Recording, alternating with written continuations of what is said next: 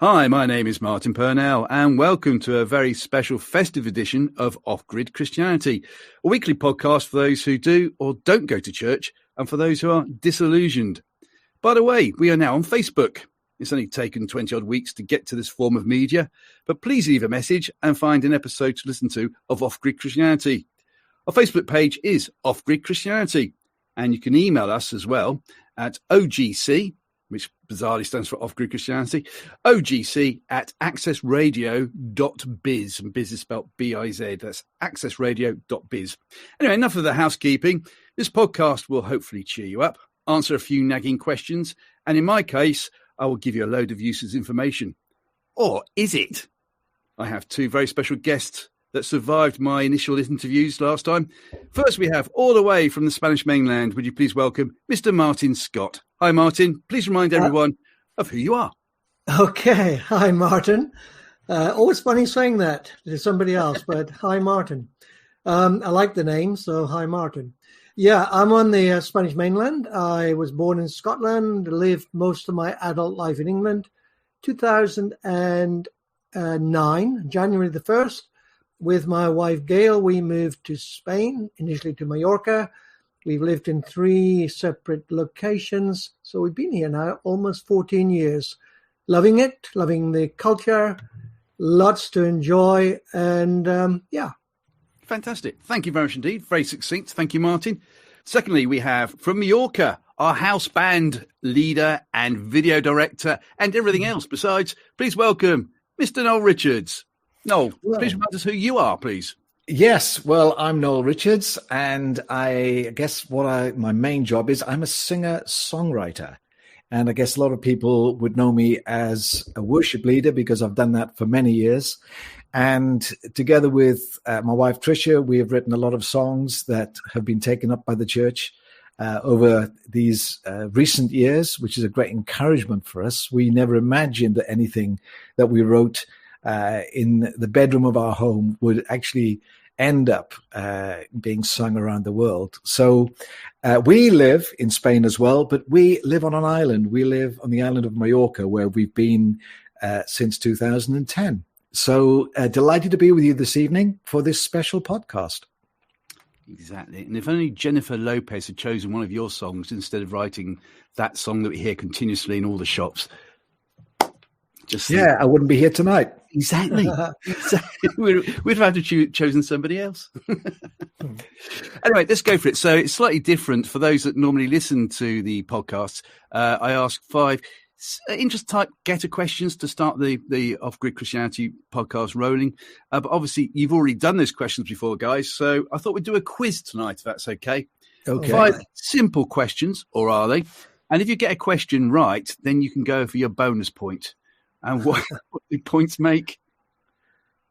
We don't know. Yeah. But they obviously make something very significant. So please tell us. Well, maybe somebody who's watching could keep score as to what that'd be a good on. idea, please. Yes. Yeah, and we'll put the score up on the screen. If somebody could give us some sort of points, that would be great. That'd be good. So let's say you get 5 points for getting the correct answer. Okay. And then your bonus point will double it. So you get another 5 points. Double it, So you get 10 points in total. We'll do that. How's that? Yeah. Excellent. And points make prizes. You obviously haven't watched many game shows in your past life, have you? No. That excites me. Come, bring on the prizes at Christmas time. It's always bring on the quiz, Martin.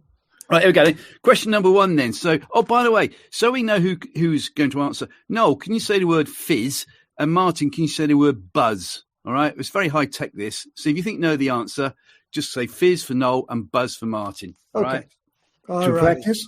You go for it. No practice. No. No, we go. This is live. There is no practice. Right. Fizz. Buzz. Listen to the assertiveness there. Yeah, he jumped the buzzer. He can get some points taken off. I'm all for fairness when it works out in my favor. Okay. Yes. Yep. Right, here we go then. Question number 1. This is the start of a 10. No conferring, of course. And you've got to think about the time that we're actually in at the moment. So as we are moving rapidly into the Christmas holiday and New Year season, right? And bearing in mind we're thinking about somebody's birthday, right? And bearing in mind that the first off of the simple questions Who was born in a stable apparently around this time and loved by millions? Noel, you can answer this one. Born in a stable and loved by millions. Yeah. Around this time. Yeah, Well, see, you've obviously, thrown us there, I think, because obviously Noel and I have checked out when he was born. Yeah, but Your question. I know the answer is Jesus. I know the answer is Jesus, but I don't think it is really. Yeah, it's not really, Noel, is it? No, it's not. No, I don't know who was born. I don't think he was born around this time. I think that's a bit of a myth, Martin. Yes. Ooh. So, I mean, I'm putting in an appeal that you kind of split the points. Can anybody who's watching tell us who was born in a stable and is loved by millions at this time? Anybody? I'm looking for some comments here. Yeah. Anybody? The first question should have been an easy one. Well, I thought it was. But it was a bit of a curveball. Well, shall I put you out of your misery then? Okay. Yep. Okay. Red rum. Right. Okay. Red rum. The horse. Okay. We got it. Yeah. Okay. Yeah. Now, is that verified? It Loved is by millions. Yeah. Well, it was at the time, and he was born in a stable. We know that because he's a horse. But actually, here's the first piece of useless information. Racehorses all have their birthday on January the 1st. All of them. All of them.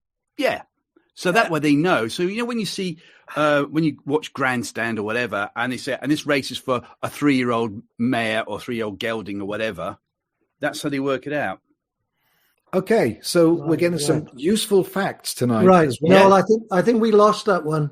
I think we lost that one. I just put a little thing up there. on the screen there. Alan Ball is drinking Argentinian Malbec. It's called, is it called the fatted calf? Right. For that question. Yeah, he thought it was a fatted calf. Yeah, that's a different question. I should remember that one. Right. Okay. Hey, question number 2 then in this high scoring game.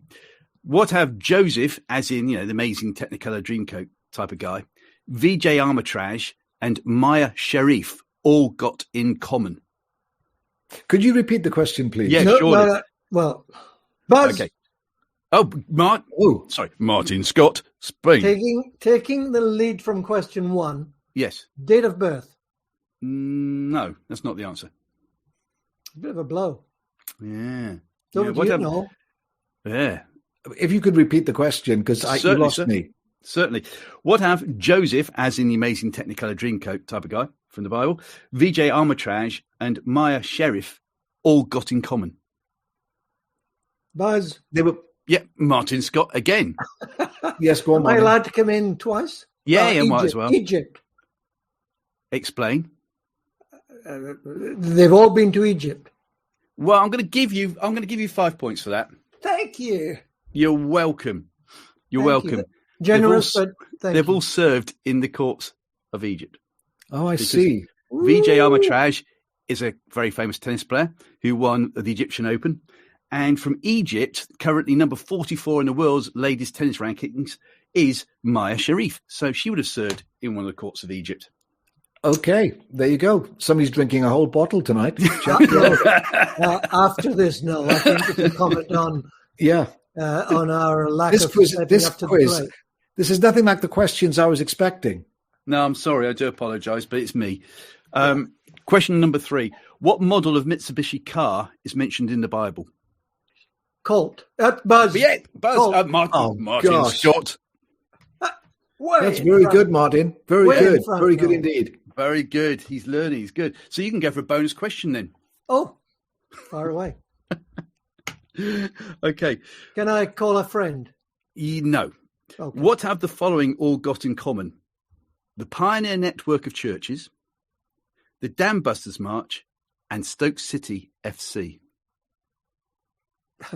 Pioneer Network of Churches, the Dam Buster what? The Dam Busters March. And Stoke City FC.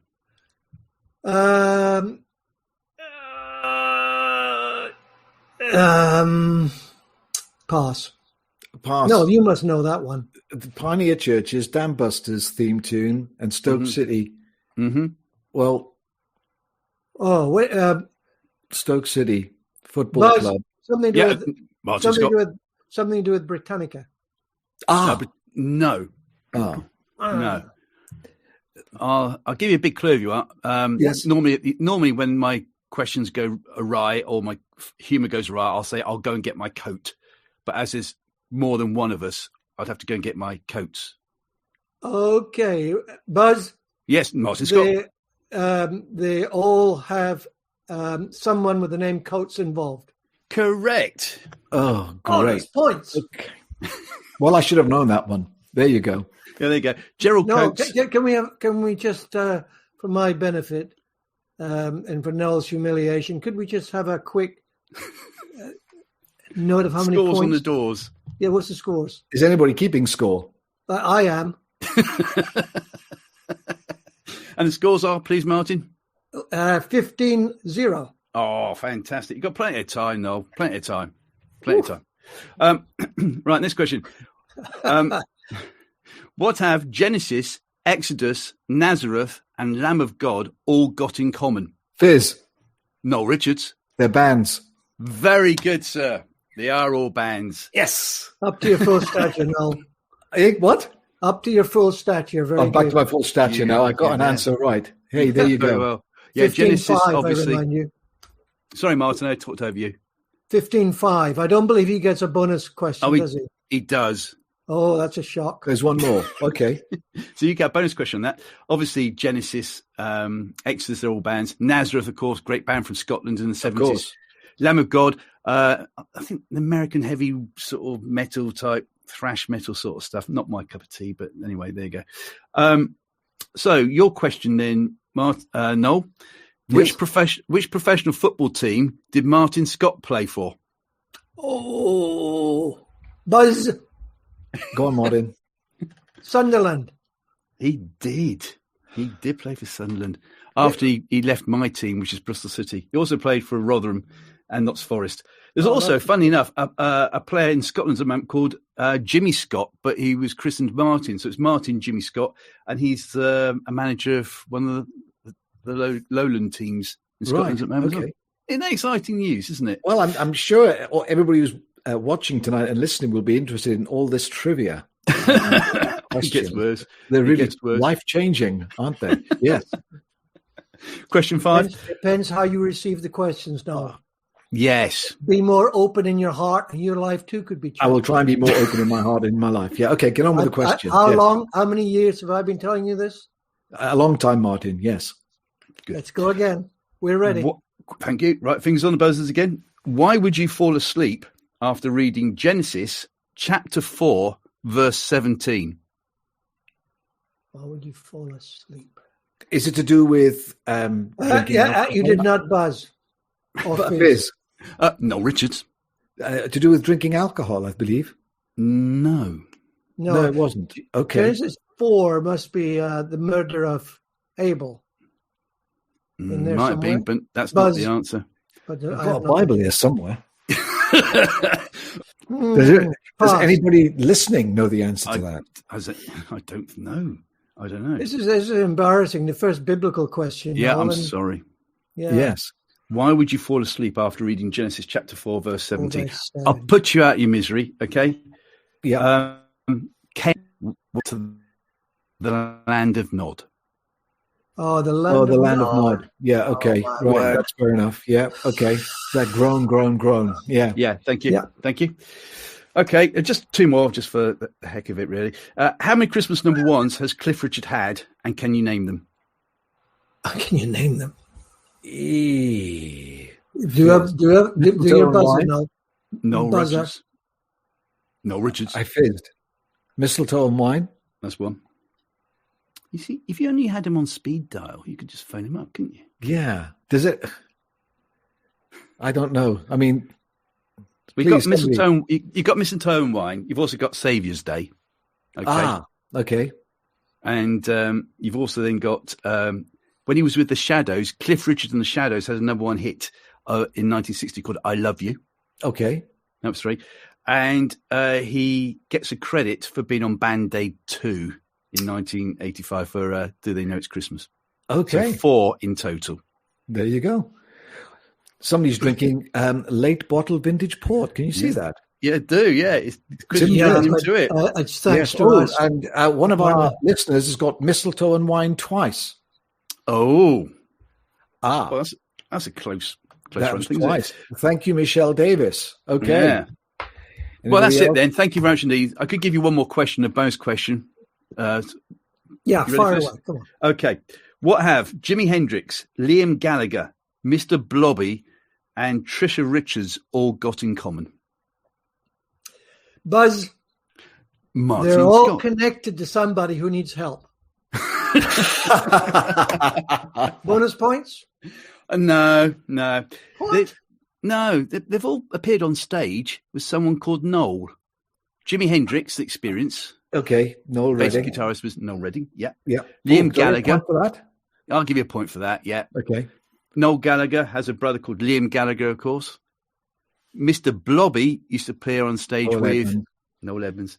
And Trisha Richards appears on stage with Noel Richards. Yeah. There you go. There you go. Well, thank you for taking part in that quiz. It's It seemed a good idea at the time. I think I've shown how useless I am at all this trivia. Yes. Yeah. Well, over to you, Mr. Video DJ. What do we do next, sir? Okay. Yes, I think it's time for some music, don't you? Oh, I need a glass of wine, that's for sure. And let's have God Rest You Merry Gentlemen. This is me and Tricia. Thank you.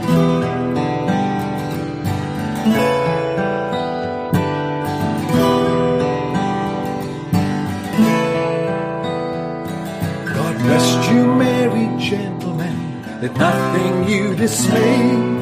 For Jesus Christ our Savior was born upon this day to save us all from Satan's power when we were gone astray.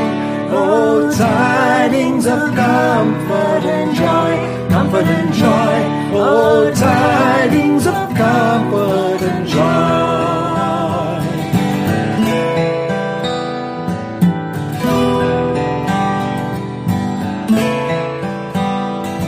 From God our Heavenly Father, a blessed angel came, and unto certain shepherds brought tidings of the same, how that in Bethlehem was born the Son of God by name. Oh, tidings of comfort and joy, comfort and joy. Oh, tidings of comfort and joy.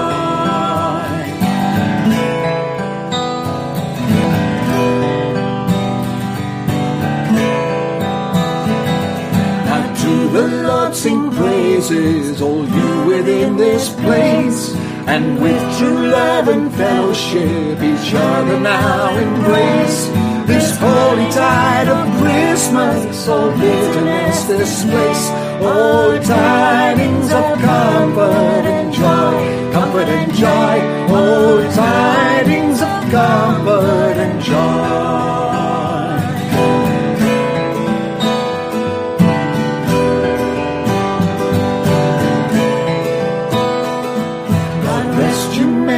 Gentlemen, let nothing you dismay, for Jesus Christ our Savior was born upon this day to save us all from Satan's power when we were gone astray.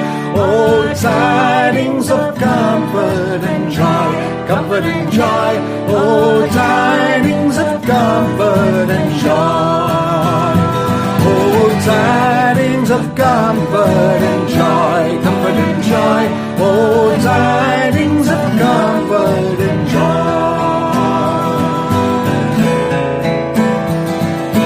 Tidings of comfort, so much joy. Your tidings of comfort, so much joy. Your tidings of comfort, so much joy. Your tidings of comfort, so much joy.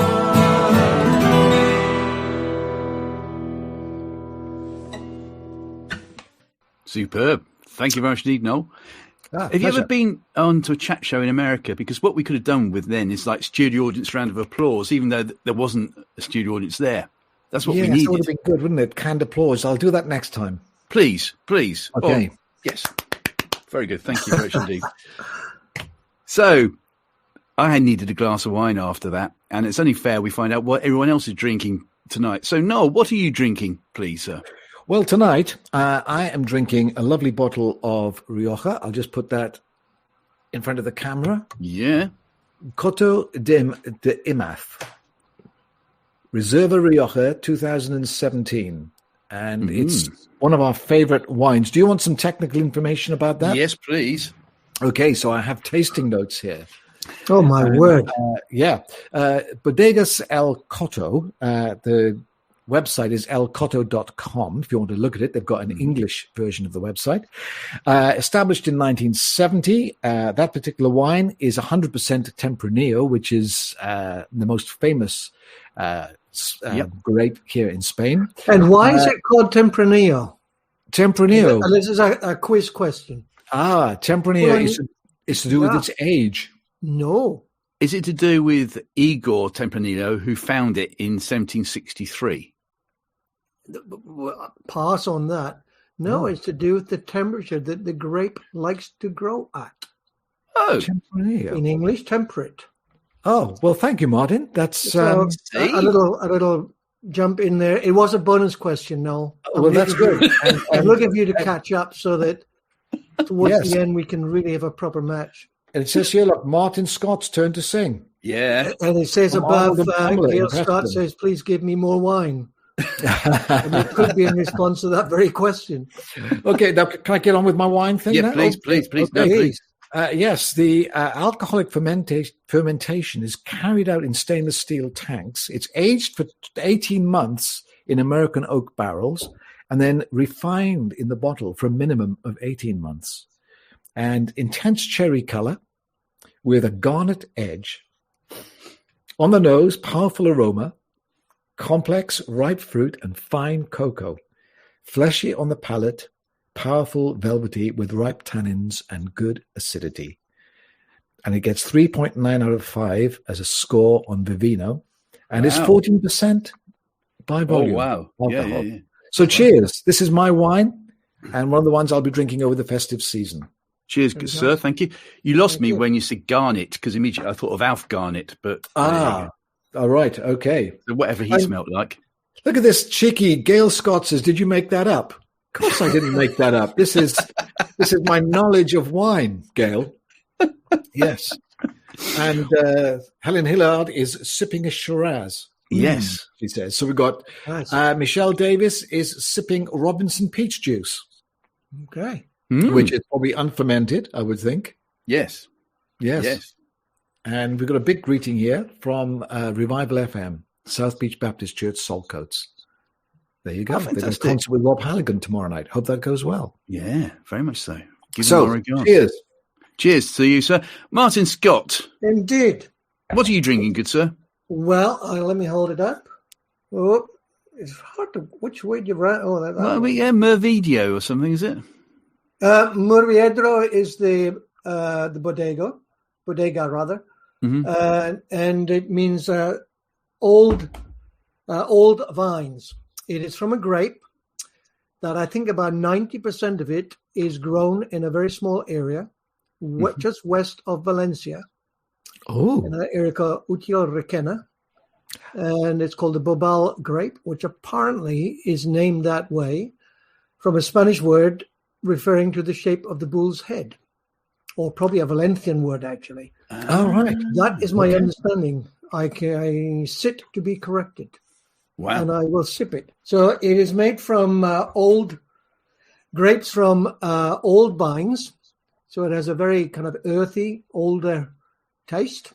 And very, very fruity. I think it is 13.5%, so I'm way behind now. 13.5% alcohol. There you go. So I can obviously take a little more than you can tonight now.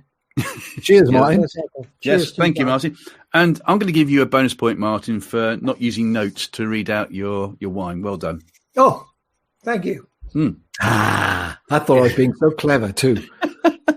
You're very welcome. I'm drinking Primitivo tonight. There you go. From my local vineyard, Sainsbury's.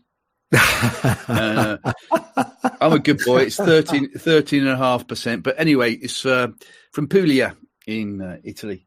And I must admit, I do have a penchant for Italian wines. I really do. And the Tempranillo grape, by the way, is a funny grape with me. Sometimes I can have a fantastic bottle of Rioja, then sometimes it's So, but it's good to know they can you've be a got bit hit and miss at times. Yeah. Absolutely. And Yeah. we've got all sorts of drinks being consumed here tonight, Martin. Pam Yeah, is I drinking see the hot chocolate from Pam. Yeah. Wow. Adrian is drinking JP Chenet Merlot. Yes. I think it's French, isn't it? It is, yeah. And Gail Scott is drinking nothing. She's teetotal tonight. Sip it, save me mucho. Who's she referring to? Oh, look. Andy Oh! Cooper. Hey. Oh, my Fantastic. word. Come on. There you go. See, great minds obviously think alike, which goes on actually to our first almost serious question, if that's okay. What wine do you think did they drink 2,000 years ago before red rum, obviously? Oh. Well, I've been doing some research, actually. Oh, my word. Share away, please. He No. has his notes. And did you know that basically the first winemaker in the world was referred to in the Bible? Oh, tell us And that more. was Noah. After Mr. the flood, Noah. he planted a vineyard. He did. And I think that's the first recorded instance of a vineyard and a winemaker. So the Bible has the first ever winemaker in the world in history. And that was Noah. He did actually drink a little bit too much later on, though, and it gave him a bit of a headache, He did. according to the scriptures. And wine has been very popular in Israel for many, many centuries. And there's lots of vineyards. So I did look it up. So I would have thought they would have drunk something like Noah blend or something like that, or a Carmel, because that was quite a Carmel. Very good. Very good. Very I do good, know. Noel. I do know about Noel. I do know about Noah that he was the first successful businessman in the Bible, wasn't he? Because he floated a company when the rest of the world was under liquidation. Oh. Okay, that's probably the worst joke I've heard tonight. Oh no, I've got loads more. I got loads more. More Oh to, yeah. more to come, I'm sure. Oh yes. Oh yes. I think actually the wine in early centuries was probably a little vinegarish, if I'm honest. I don't think it was probably that good.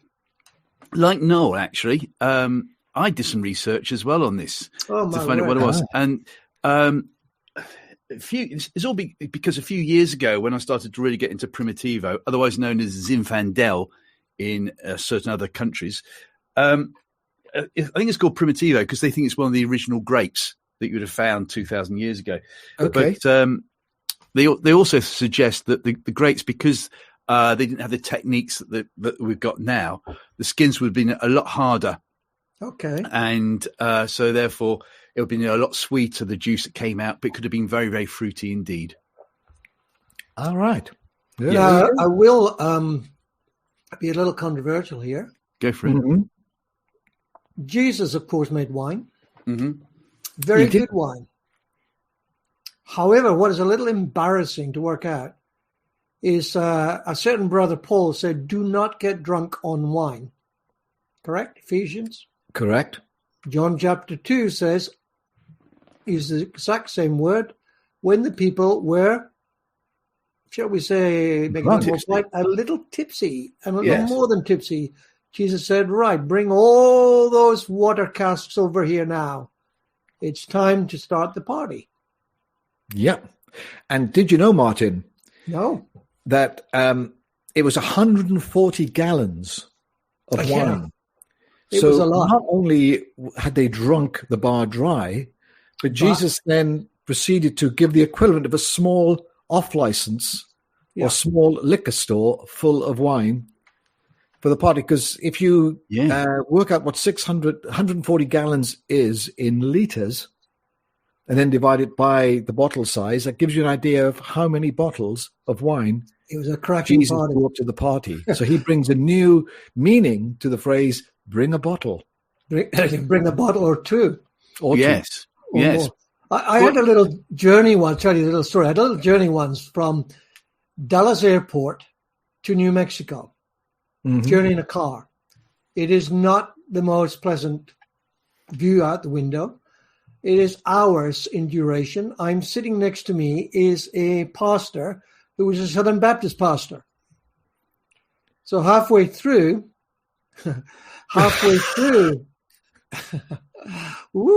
Halfway through, I think I'm going to liven this up. So I said, I don't mind. I hope you don't mind if I ask, but what's your stance on alcohol? So he said, well, I preach against it. I have a sermon against it. So I learned over the years, just keep quiet. So I kept quiet, and he drove in a more or less a straight line, but kept looking at me. And then he said, what about you? So I said, well, I drink it. At which point the car was no longer going in a straight line. A sudden swerve, and he got back control. And he said, but the Bible is clear. And top of which, it was non-alcoholic wine. Oh, yeah, right. So I said, that really makes sense. Paul said, please do not get drunk on non-alcoholic wine. Of course. At which point he said to me, you've just ruined my sermon. My reply was, I think you maybe could find another one. I was staying in a guest house in South Africa once. It was a Christian guest house, and I was with my band. What makes a house Christian? Well, run by Christians. The guest house wasn't Christian, but basically it was what is known. This is a new theology. No, you've come up. I really do have a thing about staying in Christian guest houses. I try to avoid them normally because they're not very good, the ones I've stayed in. Anyway, so we were in this guest house. We were doing a concert in this city in South Africa with my band, and it was a disaster. The whole thing was a disaster. It was a terrible night for us. And we were so depressed afterwards that we got back to this little guest house, and we were sitting on the terrace. And we noticed that in each of our rooms was a carafe of wine, and it was port wine. So we all brought our little carafes out and just sat on the terrace with our glass and our carafes of port wine. And we drank the entire lot. We each drank a carafe of this wine while we were talking and commiserating about the terrible evening we'd had. And then my drummer said, do you notice something? He said, we have drunk a carafe of wine each, and we're still sober. And we suddenly realized it was non-alcoholic wine. We weren't actually drinking to get drunk. We were just sipping away as we were talking, but suddenly we realized the whole carafe had gone, and we were still upright. Wow. Well, you can tell that you weren't drunk on it, because had you been, he would have said a giraffe of wine, not carafe of wine. A giraffe, exactly. Yeah. Yes. Anyway. I think that's what gave it away. Just saying. Well, whilst we're on this subject, in 1982, I went with a good mate of mine to Spain for the World Cup, because obviously just what it was in Spain, otherwise we'd look pretty stupid. It'd be very stupid, yeah. Yeah, to watch England play over there. And on the first night, we beat France 3-1, funnily enough. Fastest ever goal at the time scored by Brian Robson. I was there, sat next to a Frenchman. That was a good time. But on the way back, obviously when we got to campsite, there was a local pub next door. So I went there, and being from Bristol, of course, they had Cedras. And I'm thinking, well, this would be Spanish cider, Bristolian me sort of thing, or almost Bristolian. And I better show them how to drink cider. 4 pints of stuff I had. I was doing brilliantly. 4 pints. And I thought, wow, I'm really well hard here now. Look at me. I can take it. But I left it at 4 pints. Only to find out later on that a Cedras in that particular place was non-alcoholic. There you go. So there you go. You enjoyed it. It was very nice, mind. Yeah. Non-alcoholic cider does exist. It does exist. Okay, there you go. Well, that's the end. Thank you very much indeed for sharing that. Then, so basically, we think that wine 2,000 years ago definitely existed, and it was definitely alcoholic. Yeah, I would think so. Yes. Yes, and yes. Yeah, and also maybe Jesus, because he was able to obviously know all about wine, maybe he actually served a wine they never had before. Maybe it was like an Australian Cabernet Sauvignon. Ahead of its time. It was good, that is for sure. Yeah. Possibly. It was very good. Yeah. Very good. Yeah. Thank you, sir. Question number 2 then. Before we go to another carol, and by the way, I thought the way you changed very quickly into a shirt and got behind the microphone to play the last one was brilliant, Noel. So, the wonders of the magic art. Being just so professional. What has given you encouragement regarding Christianity in 2022, please? You got a fizz or buzz? Oh. You have a fizz or buzz? Who's first?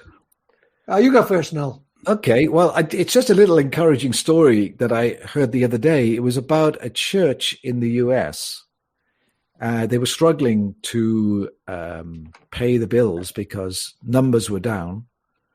And they had a building which they knew they were going to lose because they couldn't afford to run it, maintain it. Somebody once referred to some of these buildings as God's cage. Interesting, because some of these buildings are quite elaborate when you travel in the US. And anyway, the pastor who'd been in a failing church before in California, before he moved to this church, said, look, let's do something different. And what they did was they sold the building. So they were free from all the expense of running a building and all the bills associated with that. And they invested in a local girl who was starting up a coffee shop.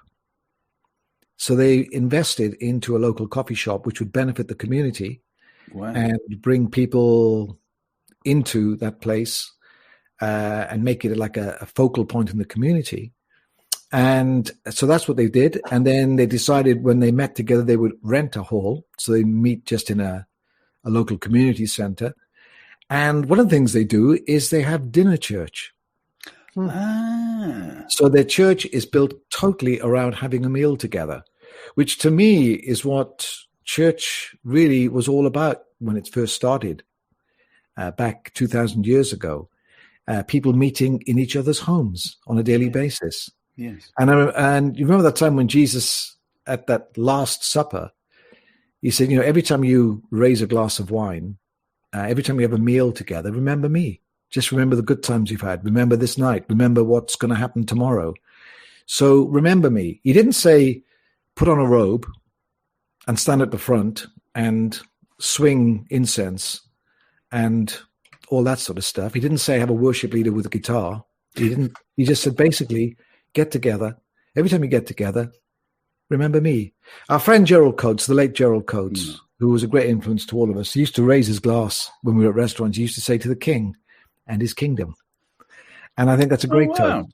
Yeah, that's brilliant. And so whenever we get together as friends, we often do that. We remember what Jesus has done for us. So I like that idea of dinner church. Yeah. And there are times when this church does have a conventional kind of church meeting, but I love the idea of people gathering together, the church coming around a table and having dinner and then worshiping, praying, and all that stuff happening. So that kind of filled me with joy. And evidently, dinner church is one of the fast-growing things in North America. So maybe we should adopt it in other places as well. Yeah. Sweet. Thank you, Noel. Points still up for grabs on this round, by the way, Martin, just saying. Oh, I think you did very well there. I think thank you. Bonus point. Well done, Noel. I think for me, more general, I've had so many conversations this year with people, ones I've known forever and reconnected with, but a lot of newer people as well have come into my life the last 2 or 3 years. And just the honesty, the willingness to explore, the willingness to say, what if we looked at it this way? What have we explored? Like you're talking about, Noel, different ways of being together, rather than saying we've got a fixed form. How do we fit into it? But why don't we experiment? I've done a lot of Zoom gatherings this last year, more than is good for my health probably, but from people, different countries, and it's the same thing coming through. We really want our faith not to be something private, personal, of course, but not private, but neither imposed on people. So let's just talk about how do we live out our faith? What does it mean? Not trying to get people back through a door, but actually us being honest, full of integrity, not hiding who we are in terms of our faith, but also listening to them and their questions. I think that, and Gail helped me with this, when Jesus said, 2 or 3 gather together, I'll be in the midst. If you translate it, I'll be in the middle, it kind of is wonderful. It's a little disarming. In other words, I don't have the truth. You don't have the truth. But if we're honest together, Jesus, the truth, will be somewhere between us. So if I don't reach out to you, you don't reach out to me, I stay in my little box, we're not going to meet Jesus. So I've had lots of conversations like that. throughout the year. It's great. Fantastic. Great answer, Martin. And you won the bonus point on that one. Thank you. Thank you. You're welcome. Could be fixed this. No, it could be loaded. I'm just saying. Just saying. Yeah, Thank you for that round. Sorry, Martin, what were you going to say? No, I was just asking you, don't say it. There's certain things best not said. Oh, okay. About it being loaded, etc. It's best not said. Not even with fries. Yeah. No. Back to you, sir, on the DJ record decks. What have you got for us next, please, sir? Oh, it's a lovely carol. It's Silent Night, which is just perfect. Made for guitar and voices. Brilliant. Tricia and myself once again.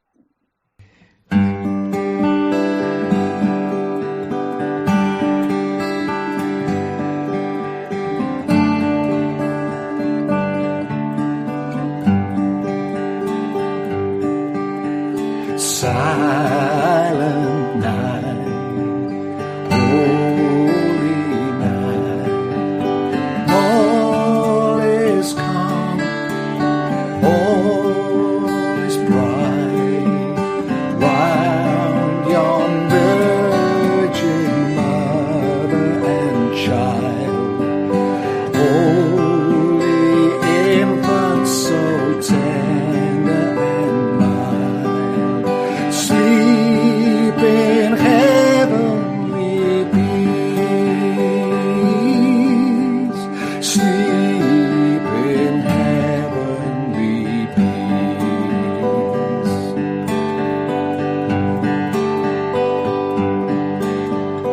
Silent night, holy night, shepherds quake at the sight, glory scream from heaven above, heavenly hosts sing hallelujah, Christ the Savior is born,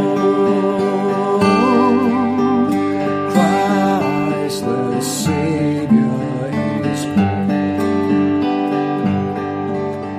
Silent night, holy night, Son of God, love's pure light, radiant beams from thy holy face, with the dawn of evening grace. Jesus, Lord, at thy birth, Jesus, Lord, at thy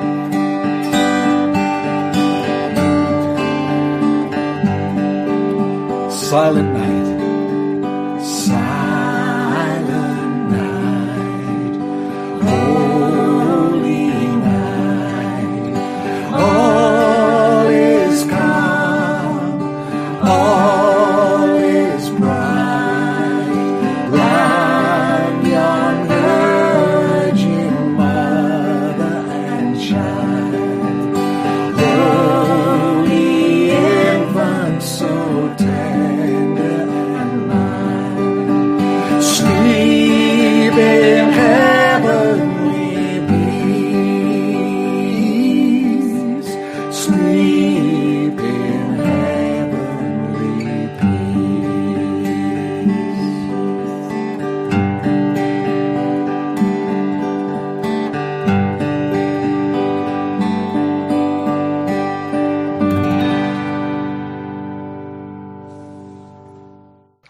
thought you were great. And Noel, you weren't bad either. Thank you very much indeed. Oh, thank you so much.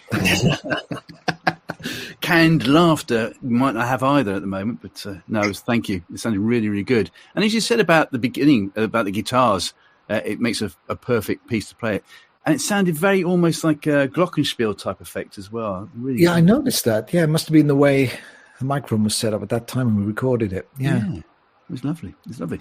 Well, in good BBC tradition then, when, due to Lord Reith way back in 1922, you want to get the right balance for an interview. So BBC have to be impartial, but then if you have someone promoting something, you have to have something against it.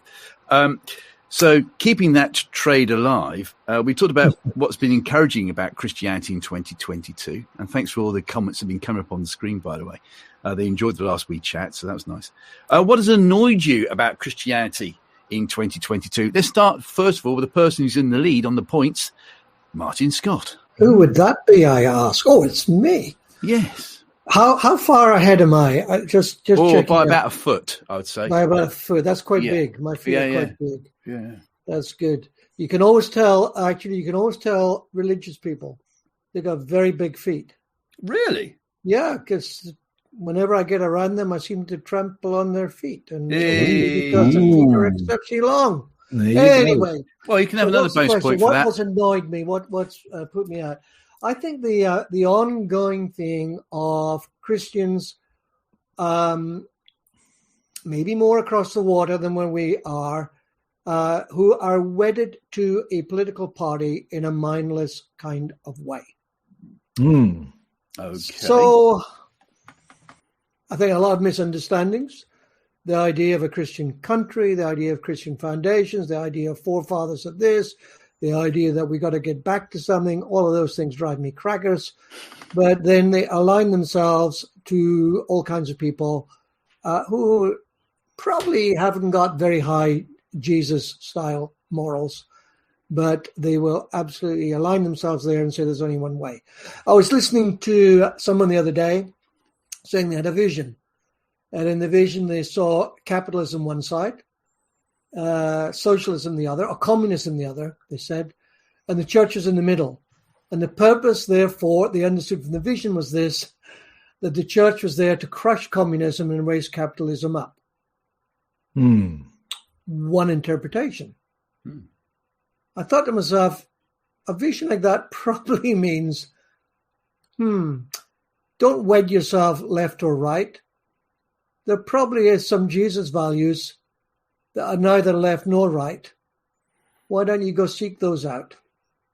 So that is a bit of an annoying thing for me. I have friends who take those kind of lines, but I can't. And it seems to continue. Thank you, Martin, for bringing politics in. That was very good. Well, I tried to push it out. That was my point. Well, if I can add, my 5 pence worth to that. Yeah. I was thinking the other day, that we live in Spain here. We're actually. I was born in Wales, so I am Welsh. That's my nationality. I'm a citizen by birth of the United Kingdom. I'm a resident here in Spain. But for me, the idea of being a patriot, being wedded to nationalism, is something that I feel is anathema to the kingdom of God. Yeah. So you see, when I became a Christian, people talk about, Jesus said, you must be born again. Being born again is actually being born into a kingdom. We become citizens of the kingdom of heaven. So our loyalty will always have to be not to a flag, not to a nation. Our loyalty is to the kingdom of heaven, because if we're truly born again, we are citizens of a kingdom that isn't about nationalism. It isn't about making Britain great again or making America great again or whatever country you happen to live in. Yeah. It's actually to do with, I'm a citizen of God's kingdom. And so I need to live as a citizen of his kingdom by his values, not the values of nationalism, patriotism, all those sort of things.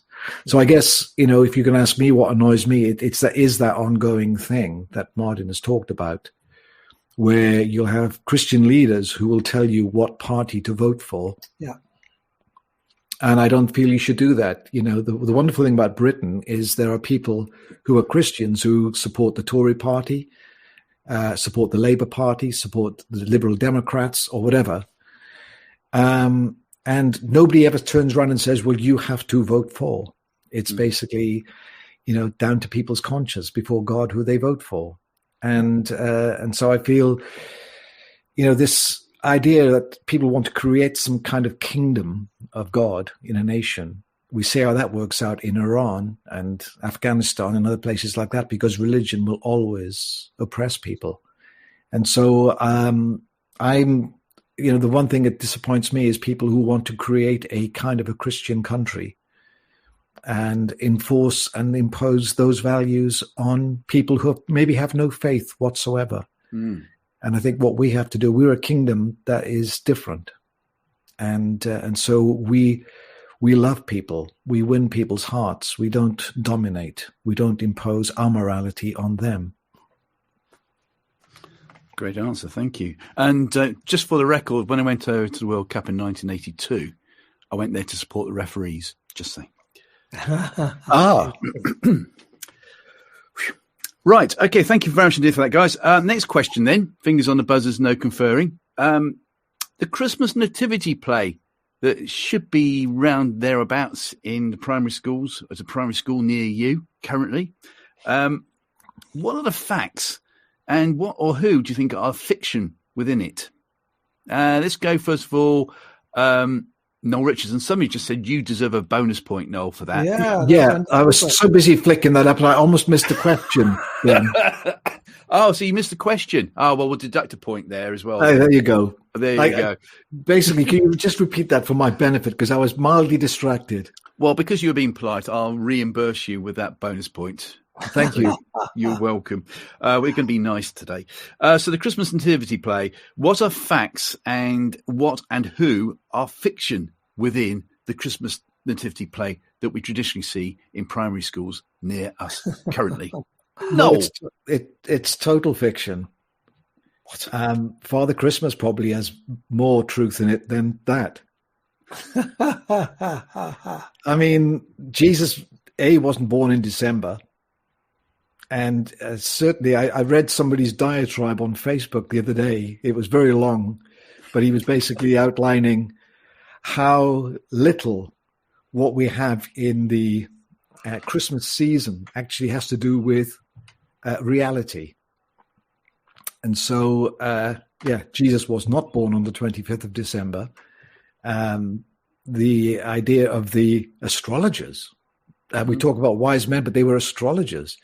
And they probably came, Martin, correct me if I'm wrong, maybe a couple of years afterwards. They weren't there at the time, by which time Mary and Joseph would have been somewhere else. So it's all very nice. And, you know, I love the Christmas season in that sense. I love all the, you know, the snow and the stables and people dressing up and all that sort of stuff. But it's not really much to do with what actually happened. So probably our theologian can shed more light on it than I can. Thank you. Are you talking about me? Because when you say Martin, you can correct me. I feel suddenly as if I am a theologian. Not Martin second, Martin one on my. Oh my word! Just when I was, just when I elevated myself. Martin Scott, Spain. Yes, indeed. No, I totally back Noel up on that.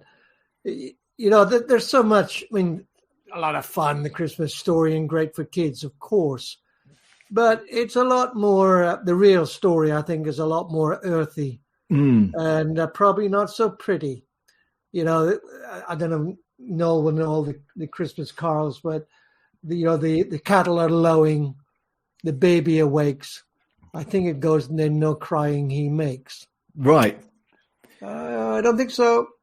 No. You know, if cattle are lowing and you're hungry, baby Jesus makes a lot of crying. I would think so. God becomes human, not a little bit semi-human. And, I think we probably have to correct some of the nativity stuff as kids grow a little older. Yeah, it's great fun, enjoy it. But when you get into who Jesus really was, it's a lot more earthy and down to earth, and the color of his skin. He's not this nicely polished white person. He's Middle Eastern. Don't you think, Martin? Go. That when we do things like this, and again, I'm not wanting to be a party pooper or a misery, but when we're giving people an idea of Jesus in a certain way, and when we're building a faith on a fiction, then we're heading for problems further down the line. I think that basically affects our concept of who Jesus is, who God is. Absolutely. So we end up with a sort of a twisted, warped idea of Jesus, meek and mild, this perfect little baby, this perfect adult. But when you look at Scripture, it's nothing like that at all. So I think we're indoctrinating kids with. Yeah, we really are, and we end up if they follow the path, it's dehumanizing. You said the perfect Jesus, and then we got a picture of what is perfection. That's exactly. not perfection. Yeah. What we see there. And I did a post a long time ago on Jesus probably wasn't the best carpenter. Explain. Why should we assume did he ever make a mistake? Of course he did. He was human. Yes. One of God's gifts to humanity is the ability to make mistakes. And we end up having so many problems when we make a mistake. I'm sure he sawed a bit of wood. Oh, that one's a bit too short. Give me another piece of wood. The one thing I do know, he's probably the most honest carpenter. Yes. If there was somebody down the road who could make better windows than him, he probably would have said, "Hey, mate, I'll go down the road if I were you." Yes. You want your window made. Yeah. That's where you hit perfection, not where, and I put in there, come on, I in the post I put, are you really suggesting he was the best carpenter? He was faster than Usain Bolt. I'll put all these examples out there. Yeah.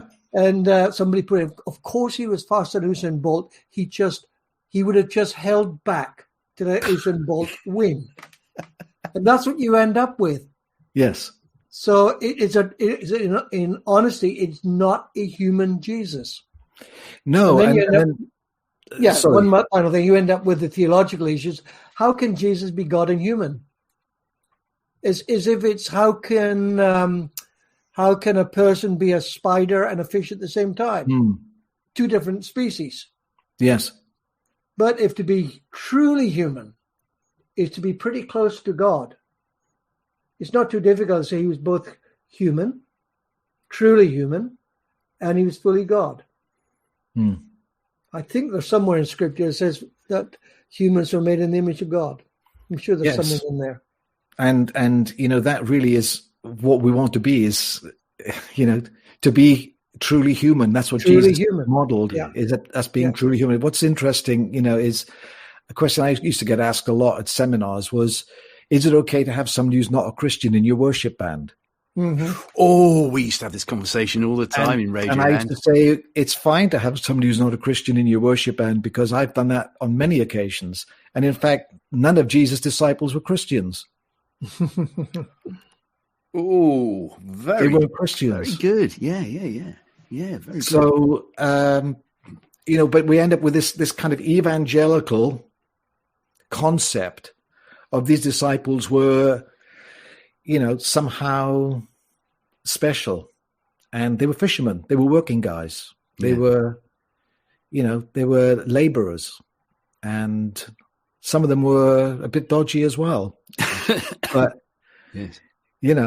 they weren't these perfect guys. And yet somehow, within our church circles, we said, well, if somebody's in your worship band who's not a Christian, they're hindering the Spirit of God. And I go, not really, because if somebody who's not a Christian can hinder the Spirit of God, that makes the Spirit of God very weak. Good point. You, out of you two, who was talking about Jesus making windows? Who said that? Me, I mentioned that one. Well, the reason being is that my mind, being of a simple persuasion, suddenly thought of Jesus going to measure up windows and going, I can't fit it for another 3 weeks, maybe 4, sort of thing. When do you want it back? Oh, I don't know. Or maybe not. Or maybe you would have done. I think it's the honest here. Can I just throw a little comment in here from April? Yeah, just a comment. Yeah. Oh, I thought you were going to read it out. We're all reading it. You can see that on the screen. Yeah. That's great. Absolutely. In my granddaughter's nativity, in brackets, she's 5, it was amazing to hear the kids speaking. The baby came and changed the world, not a Christian school. I hope that's what, and I can't see the rest of it because my page is. I hope that's what remains. I mean, that's fantastic, April. Thank you. Yeah, that's really awesome. I think this is what we need is the talk of Jesus, because once we move him from being a religious figure into where he's set, which is about the transformation of the world, it's about humanizing people, it's about people can see in his eyes that he believes in them, and I think. I know it's in a small way, but a 5-year-old kid in a school, there's a little bit of that's being sown there. This is came to change the world. Now, that's worth learning about. Yes. Could you read that quote out again, please, Noel? Yes, I'll put it back up on the screen. Yeah. In my granddaughter's nativity, she's 5, it was amazing to hear the kids speaking out, "This baby came and changed the world." It's not a Christian school. I hope that's what remains. Yeah. Wow. That's really good. That's fantastic. Yeah. And I think that for me is what we have to see, because Jesus did change the world. It's a different place. Not just that the church is different, the world is different. And I would love to see kids of all persuasions and faith backgrounds. They ought to be excited about this person, Jesus, whether they ever end up, in our words, born again, et cetera, that's another step. Yeah. But they should be excited about him the same as Gandhi or Martin Luther King, not the same as, beyond that, because they modeled themselves on Jesus. Yes. So he absolutely transformed things. And these nativity plays, which we have been saying, well, it's a little bit, but it does actually bring Jesus into the discussion. Yeah. Which is what we want. Yeah. Absolutely. I was on a Zoom 2 weeks ago, I think, and there's a guy on there. He just stepped in as I finished. We were a part of a panel, and he's written some major books on economics. And I can spell the word almost, but I know nothing about it. But I just my last sentence went like this. It is about trying to end religious discrimination. I just said my fascination with Jesus is his values, his teaching, his whole worldview is absolutely transforming. And I think a lot of what he said about economics would actually transform our world. And he came in as I said that. And you can find his books on Amazon. He's a speaker in conferences, etc. And certainly doesn't have Christian faith as we would share it. And he said, I was really fascinated to hear that, because we must get a new economics. And I think Jesus has got something to say into all that space. Yeah, absolutely. And we marginalize him over here, domesticate him. In all lives, we clean him up so the baby doesn't cry anymore. Oh, look, no, let Jesus loose and let's see what would happen. Absolutely. We've drifted a bit. Yeah, but wasn't it Gandhi who said he would have been a Christian if it wasn't for the Christians, or something like that? I'm paraphrasing it. Gandhi had a very good friend. His name will come to me. Very famous missionary who was right cutting edge his principles, and they were very close friends. Wow.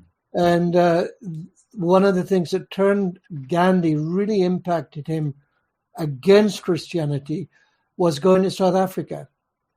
And obviously, back in that era, as an Indian going to South Africa, apartheid, etc., which was all backed up by the Bible.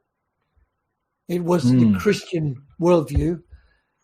He really felt there's no way I could embrace this faith. But he was very close friends with this missionary, and his name will come to me. That's amazing. Wow, thank you. Thank you. Well, I thought we were going to talk about the innkeeper as well, as we're drinking wine, but he hasn't turned up in the conversation. But I just get a feeling the innkeeper isn't in the Bible either. But from that, let's have another carol, if that's okay. I just have a flavour here, Noel, that it might not actually be in the Bible either, what you've chosen. So tell us more, please. I love this carol, and that's why I've chosen it. And maybe I'll talk about this afterwards. Yeah. But it's very famous. It's got nothing to do with anything we've talked about. It's just a really nice song. Here we go. White Christmas.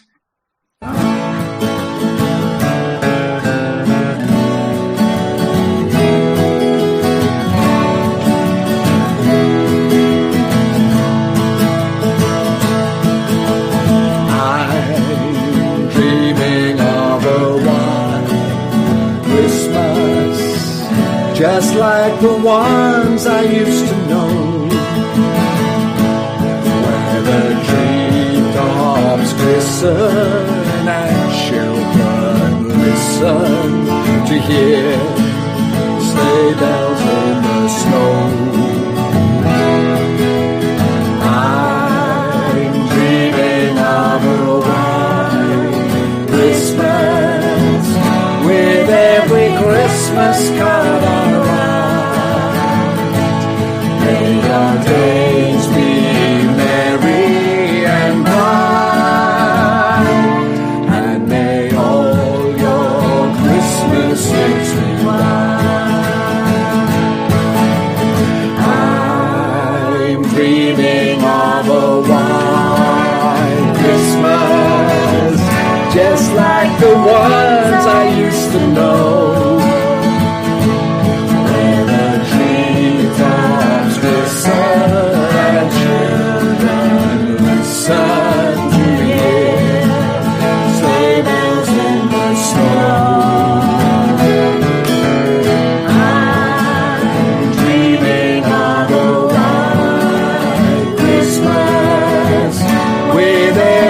Christmas card I write. May your days be merry and bright, and may all your Christmases be white. May your days be merry and bright,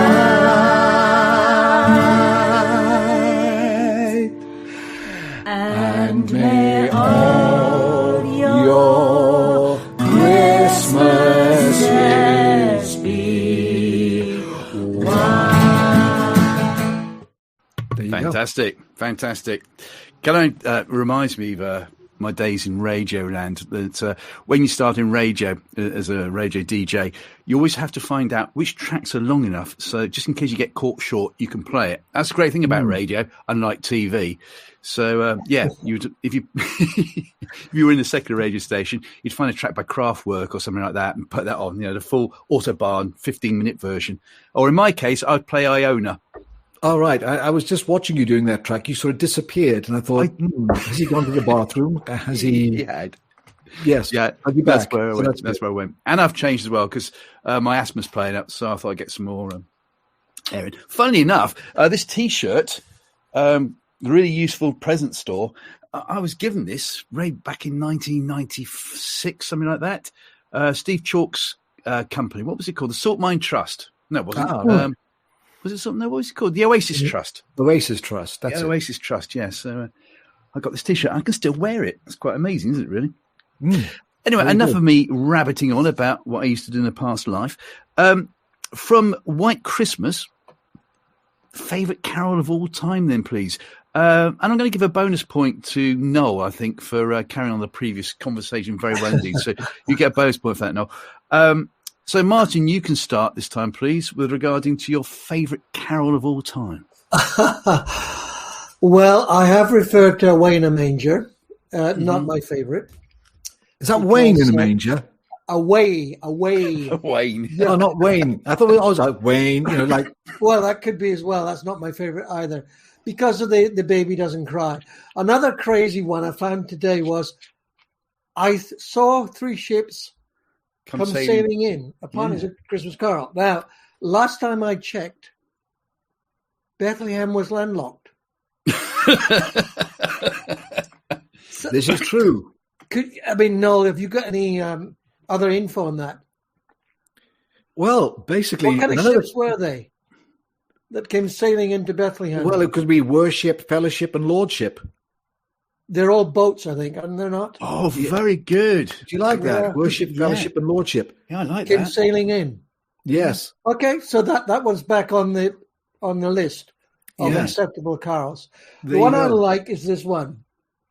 Joy to the world. The Lord is come.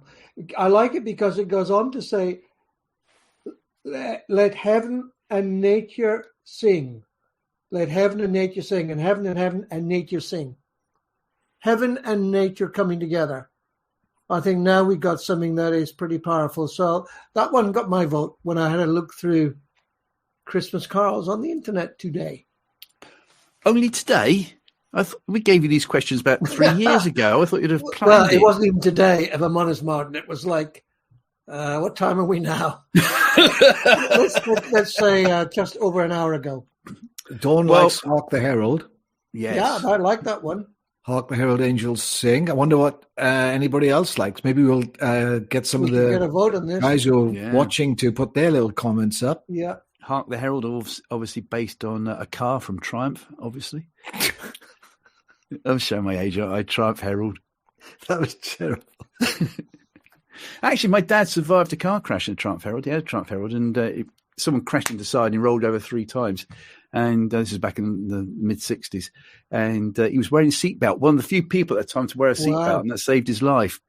And I remember being called home from school, and I was really, really angry with my mother because I was only 7, but we were about to play football, and I had to go home to be told it was a very bad car crash. And I was really annoyed. I thought, yeah, and I've got football to play. So there you go. Triumph Herald. Noel, what is your favourite carol, please? Oh, well, now I'm going to sort of basically change it because as a songwriter, I really do love White Christmas. Yeah. Not for any theological reason, but simply because it's just a great piece of writing. You know, I'm dreaming of a white Christmas, which is total fantasy, just like the ones I used to know. But this lovely little phrase, where the tree tops glisten. See, that's a picture. And children listen to hear sleigh bells in the snow. And I just love that imagery, that kind of, it's writing. It's just for me, melodically and lyrically, it's a perfect song. Nothing to do with the Christmas story at all, but just totally to do with, I like snow and bells and all that stuff. Am I right in saying that song first featured in a black and white version with Bing Crosby called Holiday Inn? And Probably they liked, true. Yes. yeah, they liked it so much they thought, oh no, we'll now make a fantastic colour version and we'll call it White Christmas. And of course, you know, while we're on, you know, myths and stuff like that, you know, Coca-Cola Yes, invented the Santa in the red costume as a marketing thing. we did. Oh, wow. So there you go. Somebody's made a suggestion here. How about Ishmael's great Christmas song, 2 Years on a Camel? And I'm still riding along. Is that how it goes? I don't know. 2 Years on a Camel. That's probably about right, though. That's more accurate. Yeah. Anyway, Yes. So you've got Martin, who's got some great theology there with his choice, and me just coming as a songwriter, looking at something which is just clever. That's a very good answer. And in fact, you and I were talking about this as well a couple of weeks ago because these podcasts, I'm obviously very concerned about copyright rules. And the reason why we can play your version of it is because you've waived copyright tonight, so thank you very much indeed. But the copyright rule goes for 70 years, and it's whoever recorded that, it then stays for 70 years. Now, because Bing Crosby sang it in 1942, that's more than 70 years, and it was actually written in the mid-30s by Mr. Burnin. It's copyright free. There you go. I told you people would learn stuff tonight. Yeah, Absolutely. We're learning all the time. Adrian Goodall's got an interesting suggestion. Oh, yes. While Watch the shepherds socks by watch night. their socks by night. That There you go. Primary school. That's a bit like, what's his name? Virginia playing? No, the comic who's just starting this great big tour again. Oh, Peter Kay. Peter Kay, he does all the lyrics and stuff like that, doesn't he? Apparently He's great. so. Yeah, Apparently misheard lyrics. Yes, but that was around in my day, misheard lyrics. Yes. Noel Edmonds used to do it on the radio going into Yes. school, and Absolutely. back in the 70s. I still have trouble understanding the skids, if you remember the skids from the 70s, 78 sort of thing. I always thought he said more than a slow go. And I said, what is more than a slow go, to a chap who was a massive Skid fan? He said, no. He said, what he said was boy, man and soldier. But next time you listen to it, it's, boy, man and soldier. Yeah. Hey, boy, man and soldier. And relax, Martin.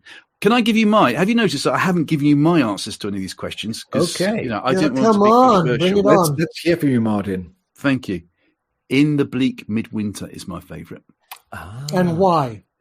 Good question, Martin. I'm going to give you a bonus point for that. Thank you. Oh, thank you. Yeah, This is April easy Brown quiz. says it as well. Yeah, There you come on. go.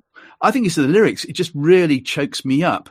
If I was a wise man, I would do my part. Yet, what can I give him? Give my Heart.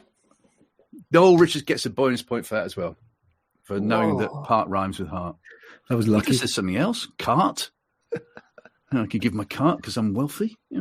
No, it really cracks me up. I got a feeling Christina Rossetti wrote it. She wasn't actually a Christian, but what? Wow. With those kind of lyrics? Come on. And it's the tune come as well. And, I get annoyed as well. I get annoyed very easily now because I'm of a certain age. But, you go to a Christmas Carol concert and they decide to play In the Bleak Midwinter to a different tune. I'm going, what's that about? Stop it. No, you can't do that. There's only one tune, and it's the proper tune. Stop it. Right. That's another discussion altogether when you start talking about changing tunes and. Yes. Well, are any tunes that you get annoyed at? No. Off the top of my head, no. But if you were going to ask me what is my least favorite Christmas song, yes, let's do that. What's your least favorite Christmas song? the John Lennon one. And so this is Christmas. Oh, right. Okay. I just think it's such a depressing song. So, and our kids, they have this thing. They try and make sure that I listen to the song at least once during the Christmas season. So they often will just send me a message on Christmas Day, which is nothing more than that song. In fact, once they got the grandkids to sing it to me because they know I really don't like that song. Wow. John Lennon was a great songwriter. I was. But absolutely. But that just doesn't do it for me. It doesn't do it for me. Well, whilst we're on the subject of John Lennon, and I could talk about him becoming a Christian as well if we've got time. Maybe not. I'll let you decide on that one. Imagine, can't stand it. Never have liked it from day one. Can't stand the tune, can't stand the lyrics, can't stand it. And that's why I was so chuffed to bits that in Q magazine quite a few decades ago now, Yoko Ono said that she didn't like it compared to this track, which she then nominated as far better, which happens to be my favourite track by John Lennon, and that's Mind Games. Right. Okay. Yeah. And there goes the tumbleweed again. Martin, what's your least favourite carol? Well, my least favourite, I think, are the ones that I've mentioned. The ones that depict Jesus in some kind of I would call subhuman way, but the idea of the writer is to paint him in a kind of a superhuman way. Yeah, he's beyond and above and whatever, which is just does not. Well, it more than doesn't do it for me. I think it's a total travesty. I could go a little stronger than that and quote some verses from 1 John. Go on then. Yeah, why not? Yeah. That the Antichrist is the one that denies the humanity of Jesus. Sorry, say that again. I was talking The over Antichrist is the one who denies the humanity of Jesus, that he did not come in the flesh. There you go. That's a bit of a twist. But that is in the good book. So I hate anything that makes Jesus to be something other than human. He is fully God, but we must hold on to that he's fully human. There's no hope for the human race otherwise. No, absolutely. And I believe he gave hope to the human race. Yeah. So any Christmas carol that goes back to his childhood and this is not a real baby does not do it for me. Got you. Well, I'm going to give you both points for that. But Noel didn't speak. He did. I did. What did you say? He just did there. He said, I did. I did. Well, give another point then. If you really feel like I give will. another point. I will. No, you're going to get 5 bonus points for that because he's been very... Oh, that's narrowed the gap, no. Oh, there you go. There you go. There you go, Martin. He's been a very naughty boy. Which one? You. Martin won. Sorry, but I'm going to be cruel and heartless on this one. So that was favourite carol of all time, which leads us very nicely into our video DJ of the night. What have we got this time, please, Noel? This is a song that Trish and I wrote back in 2009, and it's the only Christmas song we've written. It's called Angels Sing Their Song Tonight. Wow. And we've just put together a new video for the song, which people can download from our website and use as they want to. Would you like to give us a name for your website? NoelRichards.com. Excellent. And here's the song.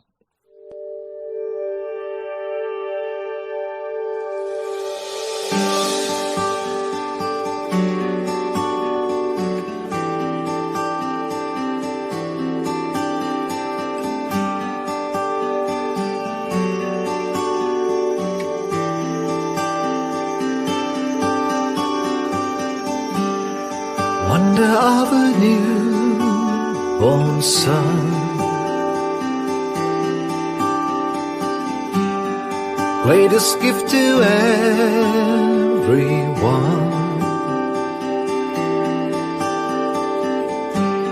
Savior of the world is He.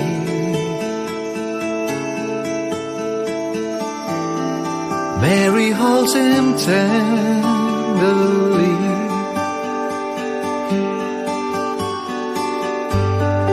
hear the news the shepherds bring.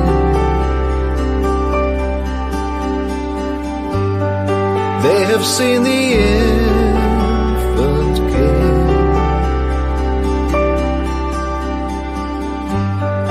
He is called Emmanuel.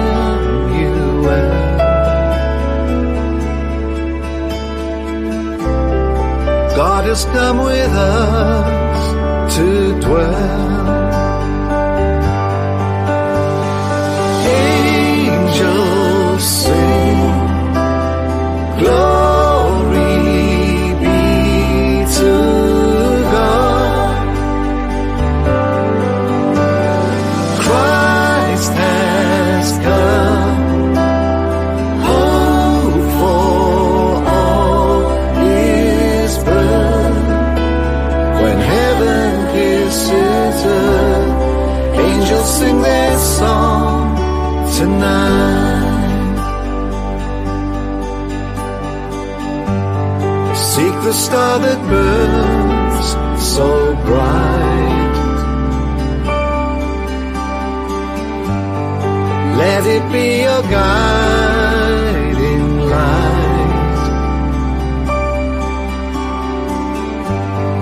to a stable cold and bare.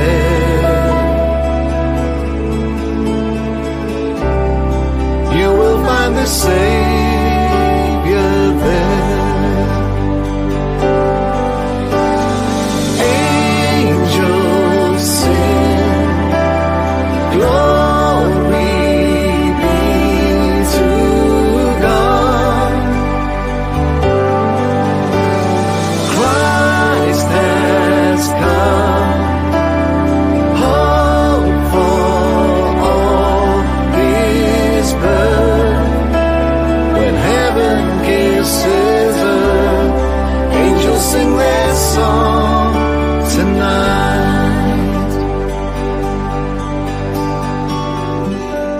Wise men, lay your treasure down, worship on this holy ground. Bow before the Prince of Peace, for His kingdom will not cease.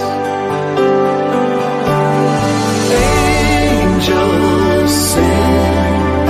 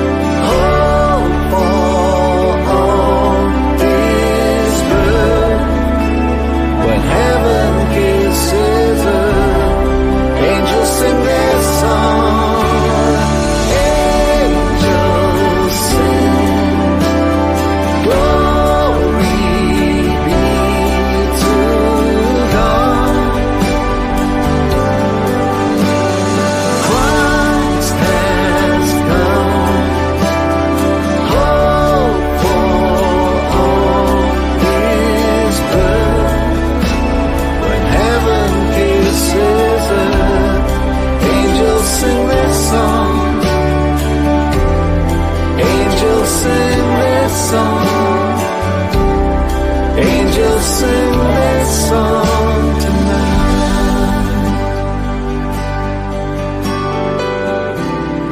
Angels sing. Angels sing.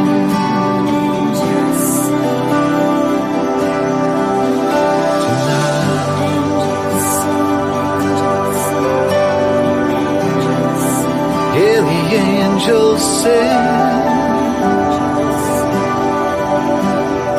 Angels sing.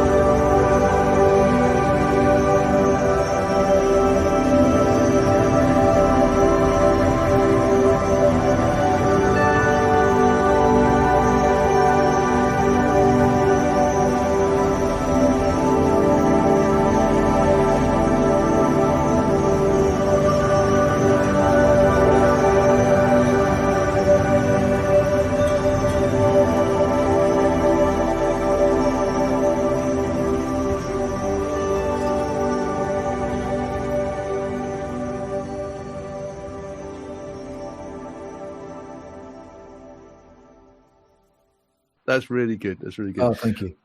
Thank you very much indeed. Well, we're rapidly coming towards the end now. So first of all, I have to give a shout out actually to our friend, my wife and I friend, Leslie, who texted me on my own hotline to say she's really enjoying it or something like that. I think that's what she meant. She said thanks, but hopefully that's what she meant. So my thanks also to the two good guys here, to Martin Scott. Thank you so much for joining us, Martin. Thank you. Thank you also to our extraordinaire on the old visuals and singing, and that is Noel Richards. Thank you so much, sir, for your time, guys. It's been great. I'm now going to hand over because normally we do on the podcast who your Christian hero is, someone that is dead, obviously, because we can't get sued should you say somebody else. But because you've done it already before, I threw this question out to Martin, which just goes to prove, don't always do things yourself, delegate, get some other brains in it. And Martin came at the corker of a question, which I might even be able to join in as well. So let's hand it all over to Mr. Martin Scott. And I'm going to give 5 bonus points for this question. Thank you, guys. Been a pleasure to be here tonight. A lot of fun. Right, here's my question. And dare I say, it's not wholly original to me. So are you ready? Yeah. Yeah, bated breath. Buzzers. No need for fingers and buzzers. I'll nominate one of you. Oh, okay, so normally it's a Christian hero, someone from the past. So we're going to play it safe, nothing libelous in what you say. But we're going to say, if you were a superhero, which one would you be at this time of goodwill to one and all? Which one would you be, and why would you choose to be that one? Mr. Purnell, why don't we go for you first? Thank you. Well, what you don't know, and I'm going to give you the 12-inch version of this, is that I've thought about this ever since I could walk, which was like 3 or 4 sort of thing. Who would I like to be? And there's only ever been one superhero I've ever wanted to be, and that was the Invisible Man. Now, this is very selfish. I will stress this. I'll give you an alternative answer in a minute. I've always wanted to be the Invisible Man for purely selfish reasons. As you know, I live now in Northern Ireland, and my favourite football team is Bristol City, right? Now, my wife, bless her, for Christmas and birthday, it's like, right, okay, here's some money, get out of my life for 48 hours, go and stay with your friends so you can watch Bristol City. So that's what I do. And I love it, especially as I live in Northern Ireland now. You can't do it in the car. So I've often thought about this, that if I was the Invisible Man, it'd be brilliant. It's very easy to get into all airports if you know where the cargo barrier is. I could just get underneath that, walk onto the apron. I'd have my EasyJet app out. I'd know which plane to get on. I'd make sure how many people were getting on. And if there was only 110 and the plane held 130, I'd be quids in, up the gangplank, into the plane, sit down. Thank you very much. Bob's your uncle. 45 minutes later, down in Bristol, get off, get on a free bus, obviously, and off I go to the game, whereby I could then get in for free as well. But maybe that's not quite right moralistically. So I don't know, because then obviously MI5 and MI6 will want me to help them out, you know, to find out secrets and stuff. And then I wish I'd never become the Invisible Man, really. So alternatively, I'll be SpongeBob SquarePants. And why? The first one was selfish. What Yeah, I told you. Yeah. You admitted it, but I did. Come on, SpongeBob, why? Why? Because he is a superhero, isn't he? I mean, he just makes what people laugh. What is the benefit to humanity in this season of goodwill to one and all? Because he will be able to make fantastic patties. That's what he's famous for, right? Okay. He'll be able to make amazing burgers. And because he really genuinely tries to help people out and tries to bring love to people, I think what he wants to do is to go around the rest of the world offering everybody a fantastic burger. And then with his silly voice, make people laugh accordingly. So you get love. Like you said, Noel, about dinner church, you'd have burger church. Okay. There you go. Well, I will. Like that burger church. I will award you 31 points and a bonus point. You're on 32. Oh, thank you. Because I think I'm at 35. That's why I chose those numbers. No. Superhero and why? Well, it's confession time. When I was younger, I used to love all these Superman comics. Yeah. Okay. All these Marvel comics. I used to just like read them, and I really wanted to be Superman. You know, and I like this idea of, you know, the sort of dual identity. You know, the fact that like you're mild-mannered Clark Kent, and then you transform into this superhero that basically saves the world. And so I thought I wanted to be a superhero. So I used to dress up as a sort of my own kind of superhero. You know, I used to get my swimming trunks on, and I didn't steal my mum's tights because that would have been very bad. You know, but I didn't have anything to put on my legs. No, we probably need photographic evidence. Yeah, there's no photographic evidence, but I thought, you know, to have this double identity, I just need a mask and a pair of underpants. And yeah, I remember once going out dressed as a superhero somewhere, and I had my mask on so nobody would know who I was. And I went past somebody and he only went, "Right, Noel?" So just to get this correct, how old were you? Maybe I was about 12, 13, maybe. Come on, be honest now. Yeah, I think that's probably about where I was. Yeah.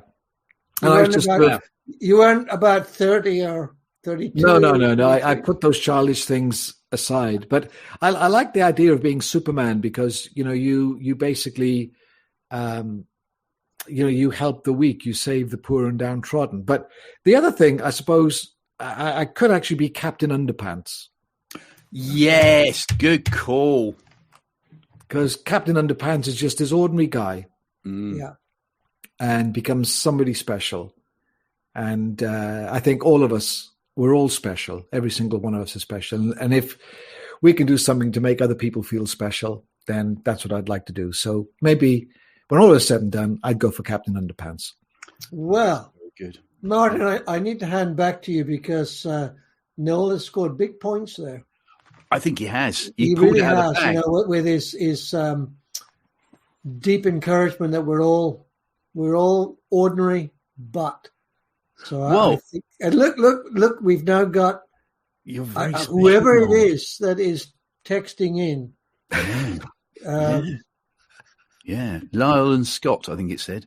Yeah, whoever that was. You're very I wonder who that is. Yes. Yeah. Okay, well, I'll see if I can put out the bag then on that one, if that's okay. I mean, I was coming up with the idea of coal man. I think coal man would be very good, you know, whereby you could go around spreading coal outside people's doors for those that, you know, have a fire to burn. Not that I've nicked that idea off anyone, but no, I wouldn't have done that, Noel, would I? No, the problem is coal is not an environmentally friendly fuel, is it? So that's why I didn't say.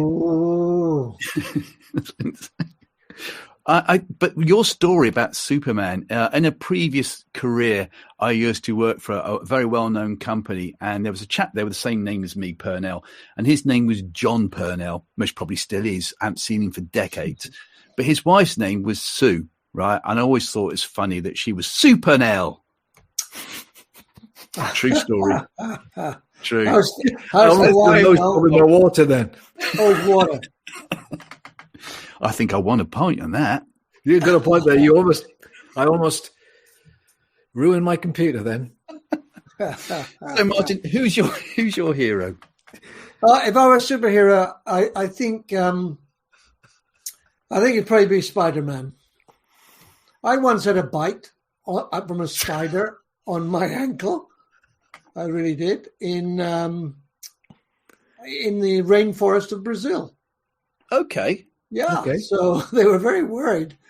They said, if this swells up, this will not be good. So they drew this ink mark all around the bite and said, if in the morning it exceeds this ink mark, you are in trouble.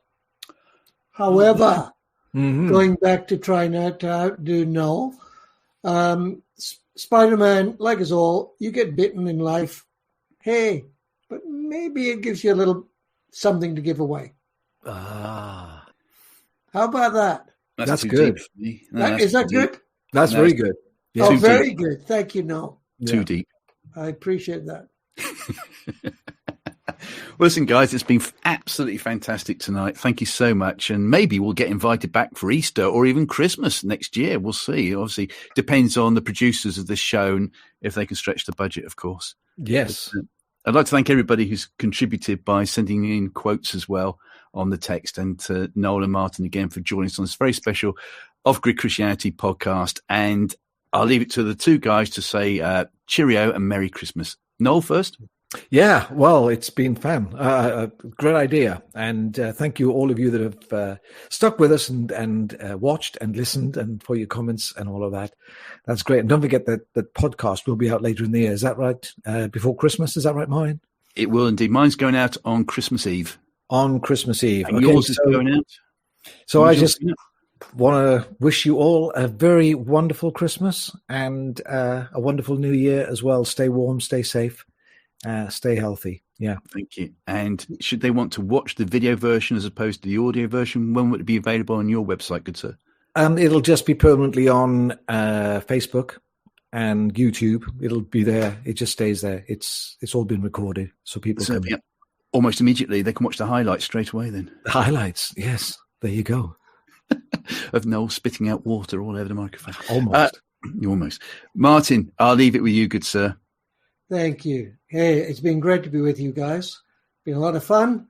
I look forward to catching up again another time. And obviously this time of year, absolutely an incredible Christmas. What a time to celebrate. Whether Jesus was born December 25th or April, whatever, is secondary. We celebrate absolutely the birth of Jesus into this world that made such a difference. So to one and all, have a great Christmas, get some time off, get refreshed, and be ready for a good, not just New Year, but a new year. Be ready for it. So great to be here. Thank you, guys. Thank you. This has been a BCSC production. Cheerio and Merry Christmas.